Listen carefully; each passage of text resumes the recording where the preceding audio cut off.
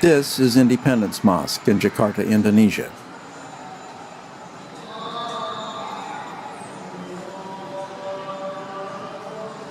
Designed by a Christian Indonesian, it is the largest mosque in Southeast Asia.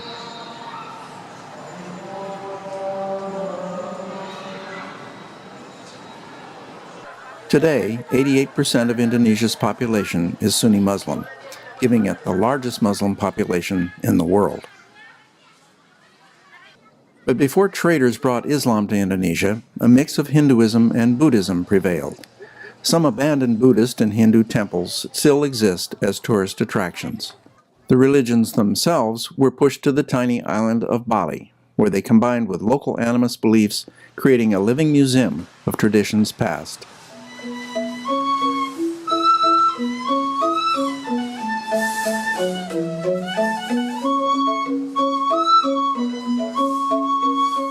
Today, Bali is the largest tourist destination in Indonesia. With a resident population of about 4.2 million, annual visitors now total nearly half that amount. Some worry that tourism may ruin what remains of the ancient culture. In response, the government of Bali has funneled profits from tourism back into traditional arts. Surprisingly, there may be more traditional artists on Bali today than at any time in history. Balinese culture and art are deeply immersed in Balinese Hinduism. A key belief is that good cannot exist without evil. This is symbolized in the black and white checkered designs seen everywhere. Spirits exist in everything: the wind, the water, the trees, and the rocks. Good spirits live up high, bad ones down low. Peaceful coexistence depends upon achieving balance through proper ritual. One such ritual is dance, which serves as offering, morality play, and entertainment, all in one. Everywhere you see the dance, you should start from agam. Balinese call it agam, and the position in Balinese. Okay, agam means this. Right position is higher, and the left hand is lower. So after that, we try to make it the right higher, and then afterward, look the top fingers on the right and make it up and down. Follow the gong. Okay, you know the gong? Yes. Okay, you follow the gong, which say that's it. Siap, Malay. Siap. It's like that. Satu. Up and down. That. Sir. That. Sir. Up and down. Like that. Sir. That. Sir. That. Sir. You can cross your fingers. If you make you cross your finger and move your head, pum pum pum, is following the hip.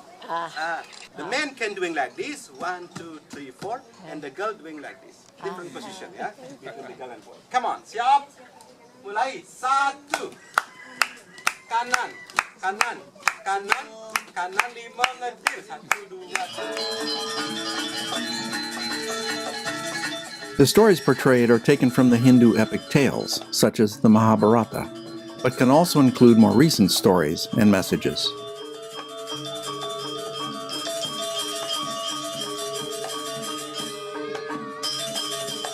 Ancestral spirits, gods, and demons are believed to be in the audience.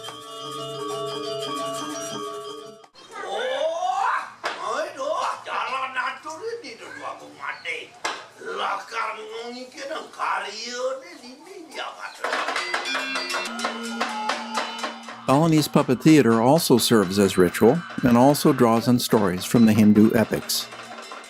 The puppet master plays all the parts and provides the sound effects.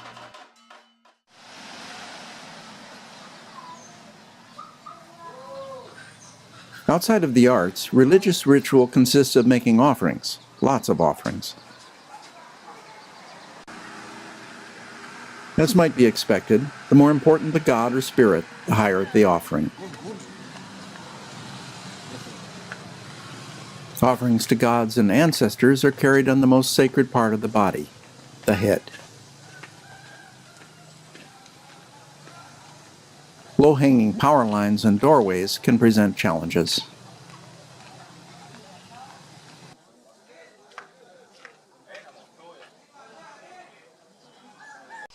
Every village has at least 3 temples. one each for the gods Shiva, Vishnu, and Brahma. In addition, there are regional temples, state temples, temples to specific gods and spirits, and household temples. Altogether, there are more than 20,000 temples on the island of Bali. Temple ceremonies are often accompanied by cockfights.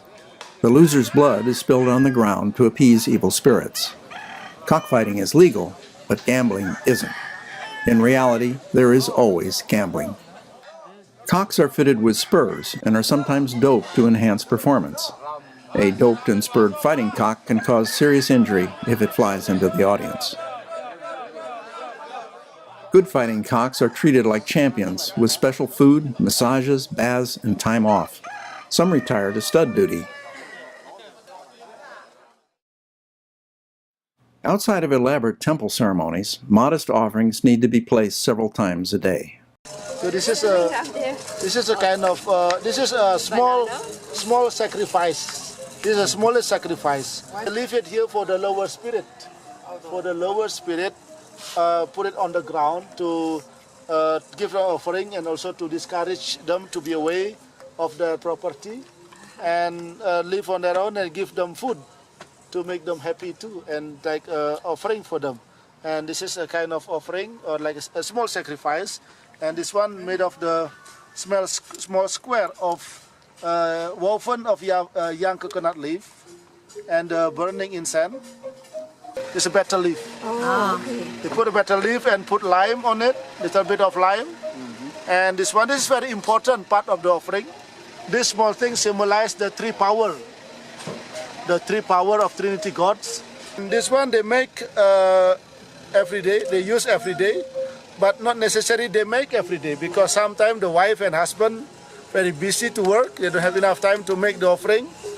So we can buy this kind of offering in the market. Okay. It is okay to sometimes, because you do not realize, you just step on it. So it doesn't matter as long as the offering already blessed. Oh. So sometimes the bird come and eat it, or the dogs, other animal. So it is okay as long as the offering already blessed. Who blesses it? You said it's So already blessed. the person, anybody, sometimes the staff of the restaurant or the owner of the restaurant, anybody can pay as long as they are pure. Pure means they are not in impurity. Like the women during their period are impure. And if the mother and the baby are impure after the baby born, 35 days after the baby born, and the father are impure until the umbilical cord of the baby drops off. And when someone die in the compound, in the family, the whole families are impure at least 2 weeks. These small offerings or sacrifices are placed everywhere. In temples, at springs, in trees, on motor scooters, on and in cars, at cash registers, near jewelry counters, beside rice cookers, on stoves, in entryways, and even near escalators. Balinese housewives can spend a third of their waking hours making these offerings. Not surprisingly, there's a thriving business assembling and selling the basic kit, which can then be personalized with the addition of money or a soda cracker.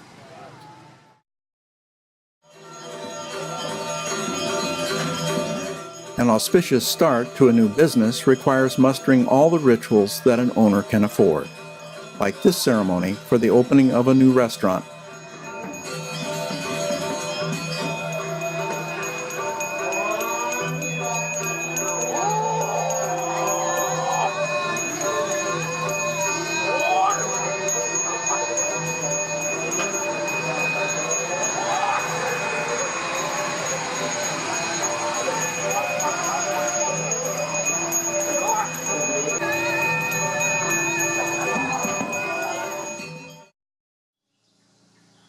Offerings don't last forever. Baskets dry out, flowers wither, fruit rots. Some offerings get stepped on. This isn't a problem. The spirits take what they want, leaving the physical remains to their earthly fate. In many cases, this is a trip to the gutter. Fruit offerings can be taken home later and eaten by the family. To help with retrieval, it helps to have a personalized basket like these made from split bamboo. Bamboo holds a special place in Balinese culture. It is used for feed, food, medicine, art, and architecture. Every part of the plant is used in ritual, from baskets for offerings, to temporary shrines, to sacrificial instruments.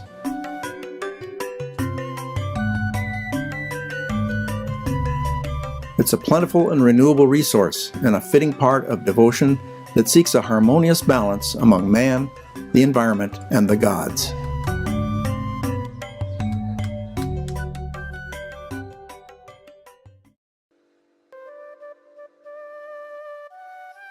Mountains are home to gods, goddesses, and ancestral spirits.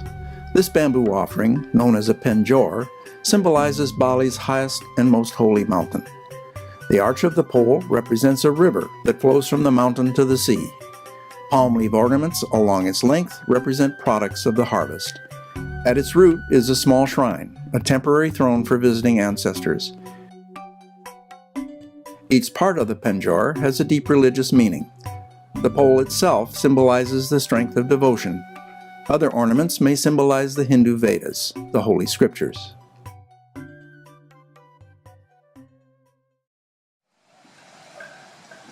When a new building is finished, there has to be a purification ceremony. Building materials may have come from a bad place. A white flag like this indicates the building has been purified. It's left in place until it falls naturally. When gods and spirits come to visit, there has to be a place for them to sit, so a chair is provided at the top of some shrines. The occupant is not always designated. But in some shrines, a supreme deity is depicted. The many gods of Hinduism are all considered to be manifestation of this god. Behind this ancient symbol for the Hindu god Vishnu lies a temporary graveyard. Balinese Hindus believe only burning can free the soul from the body. When released, souls become deities with the power to help or hurt. So cremation rites need to be elaborate and expensive affairs. Many families have to save for years. Graveyards hold the bodies until proper rites can be afforded. Although controversial, some families have had to settle for mass cremation.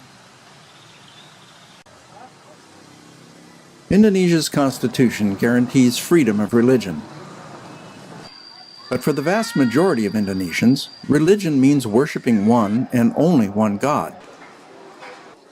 Not surprisingly, there have been attempts to remove Balinese Hinduism from the list of recognized religions.